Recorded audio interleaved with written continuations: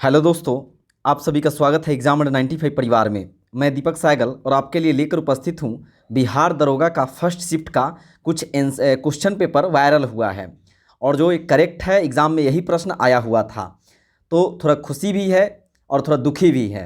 काफ़ी लोग का एग्ज़ाम अच्छा भी गया है और दुखी इसी बात का लेकर है कि बिहार में कैसा चल रहा है एग्ज़ाम। एक क्वेश्चन पेपर बाहर आ गया, अंदर जब मोबाइल ले जाना अलाउड नहीं है तो बाहर पेपर कैसे आ गया, ये इन्विजिलेटर को लेकर सवाल होता है। और एक एग्ज़ाम के दृष्टिकोण से देखिए तो कितना बेकार हो रहा है। तो चलिए आप भी मिला लीजिए और इसका फ़ायदा उठाइए। आपको ये इतना आंसर इससे मिलवा देंगे कि आपको लगने लगेगा कि आपका हुआ है या नहीं हुआ है, क्योंकि करेक्ट आंसर हम आपके लिए लेकर आए हैं। तो चलिए काफ़ी आंसर हम लोग मिला लेते हैं काफ़ी का। पहला यहाँ पे एक क्वेश्चन है 56 नंबर 56 नंबर क्वेश्चन है। 2001 जनगणना के अनुसार भारत की जनसंख्या क्या थी? तो इसका करेक्ट आंसर होगा 1024 million. 1024 million B number option होगा। अगला प्रश्न है, भारत का वाटरमैन किसे कहा जाता है, यानी वाटरमैन ऑफ इंडिया किसे कहा जाता है? तो इसका आंसर होगा राजेंद्र सिंह। राजेंद्र सिंह को भारत का वाटरमैन कहा जाता है। अगला प्रश्न है, निसार एक प्रोजेक्ट था जो किसके द्वारा लॉन्च किया गया था? तो निसार प्रोजेक्ट इसरो और संयुक्त प्रोजेक्ट था। इसरो और नासा के द्वारा दोनों के मिलाकर लॉन्च किया गया था। निसार, इसरो और नासा, सी नंबर आंसर हो जाएगा इसका। अगला प्रश्न है 59 नंबर, भारतीय वन अनुसंधान संस्थान कहाँ स्थित है? भारतीय वन अनुसंधान संस्थान स्थित है देहरादून में स्थित है, देहरादून में। आगे बढ़ते हैं। अगला प्रश्न है, इम्पेक्स किससे संबंधित है? तो इम्पेक्स संबंधित है डी नंबर, प्रवासी मजदूरों से संबंधित है इम्पेक्स। अगला प्रश्न है, भारत का प्रथम सौर संचालित टेक्सटाइल मिल कहाँ निर्माण की जाएगी? तो भारत की प्रथम सौर संचालित टेक्सटाइल निर्माण की जाएगी कच्छ, गुजरात में। इसका बी आंसर हो जाएगा। इडली बनाने की जो प्रक्रिया है वो कौन सा प्रक्रिया है? तो इसका करेक्ट आंसर स्टीमिंग हो जाएगा। स्टीमिंग प्रक्रिया के द्वारा इडली बनाया जाता है। अगला प्रश्न है कि भारत के किस राज्य में कटी बिहू महोत्सव आयोजित किया जाता है? तो कटी बिहू का आयोजन किया जाता है, यह किया जाता है असम में, यानी बी नंबर आपका आंसर करेक्ट हो जाएगा। 63 नंबर मिला चुके हैं हम लोग। अब मिलाते हैं 71 नंबर।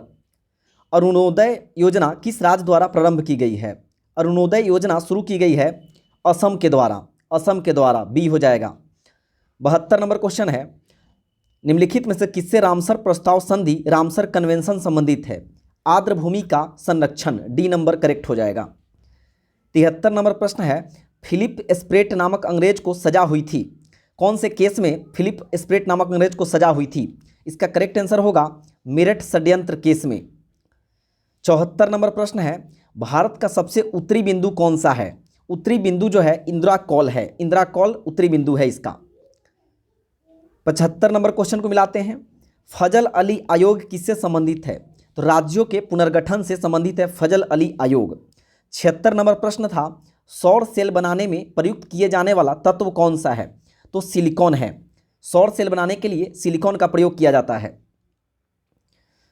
दूध में उपस्थित शर्करा का क्या नाम है? दूध में उपस्थित शर्करा का नाम लैक्टोज है।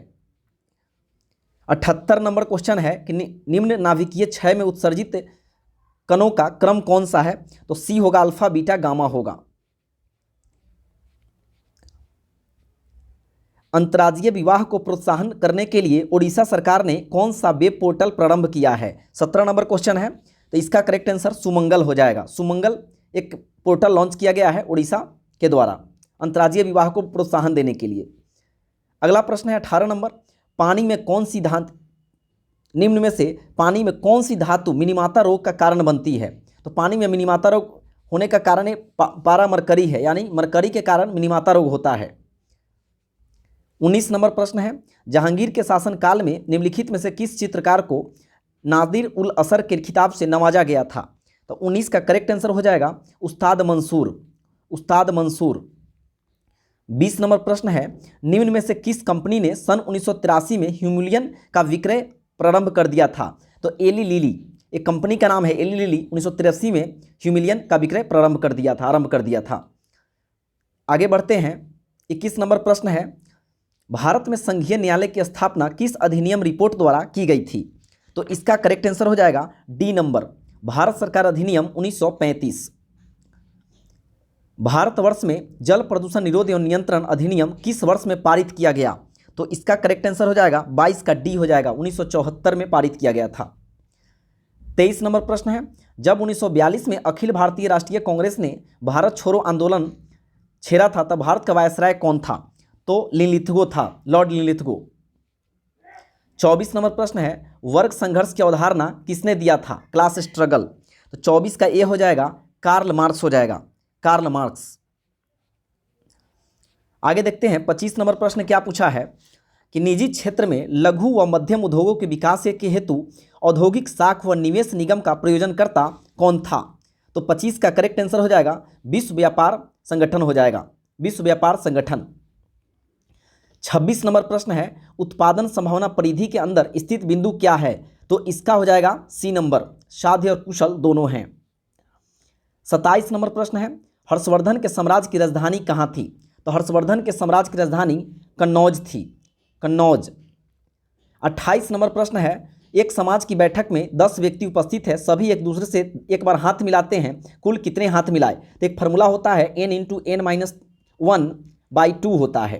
तो यहाँ पे आप n का वैल्यू 10 बैठा देंगे, 10 × 10-1/2, 10 × 9/2, 90/2 यानी 45 करेक्ट आंसर निकल कर आ जाएगा।